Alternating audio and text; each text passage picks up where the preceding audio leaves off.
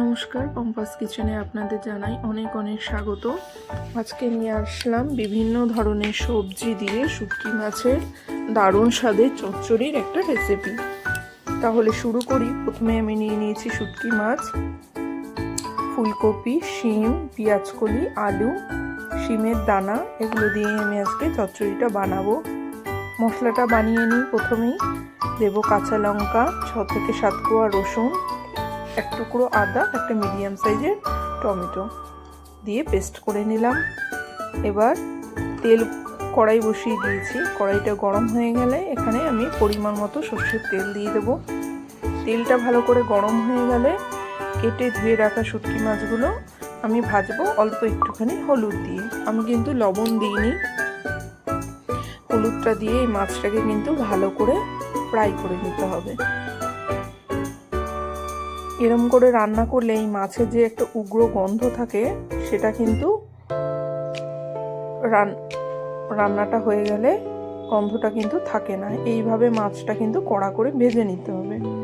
তাহলে দিয়ে দিলাম আমি ফোড়নে কালো জিরে। এবার আমি একটা মিডিয়াম সাইজের পেঁয়াজ কেটে রেখেছিলাম, সেই পেঁয়াজটা আমি দিয়ে দেব। দিয়ে ভালো করে এটা একটু ভেজে নেব।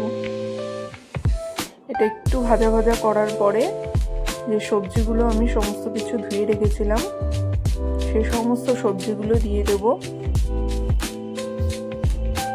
সবজিগুলো দিয়েও কিন্তু আমি ভালো করে একটু ফ্রাই করে নেব। এই সমস্ত সবজিগুলো দিয়ে দিলাম, দিয়ে ভালো করে একটু মিশিয়ে আমি কিন্তু এটা ভেজে নেব একটুখানি। এখন কিন্তু আমি লবণ দেব না, তাহলে এটা জল ছাড়বে। আমি এমনি এটা ভেজে নেব। এটা একটু টাইম নিয়ে ভাজতে হবে। সবজিগুলো একটু ভাজা না হলে কিন্তু খেতে ভালো লাগবে না। এবার আমি যে ধুয়ে রেখেছিলাম শিমের দানাগুলো, সেগুলো আমি দিয়ে দিলাম।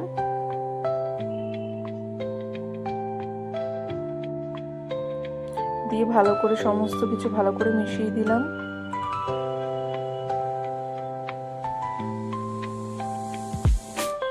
দিয়ে মাঝখানে একটুখানি জায়গা করে আমি যে পেস্টটা করে রেখেছিলাম মশলার, সমস্ত কিছু আমি দিয়ে দেব। দিয়ে আবার ভালো করে মিক্স করে দেব। মিক্স করে দেওয়ার পরে আমাদের ডেইলি যে রুটিন মশলাগুলো আছে সেগুলো আমি দিয়ে দিই একে একে।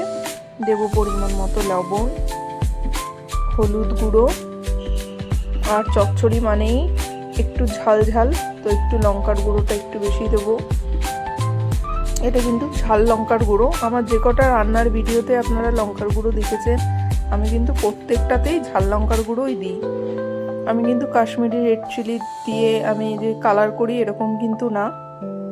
আপনারা অনেকে হয়তো ভেবেই থাকতে পারেন।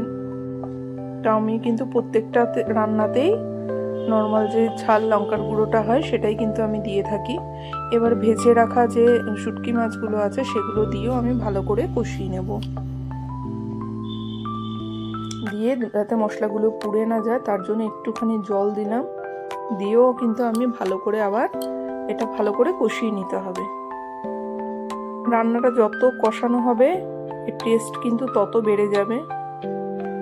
দেখুন সমস্ত কিছু মশলার সাথে ভালো করে কষানো হয়ে গেছে।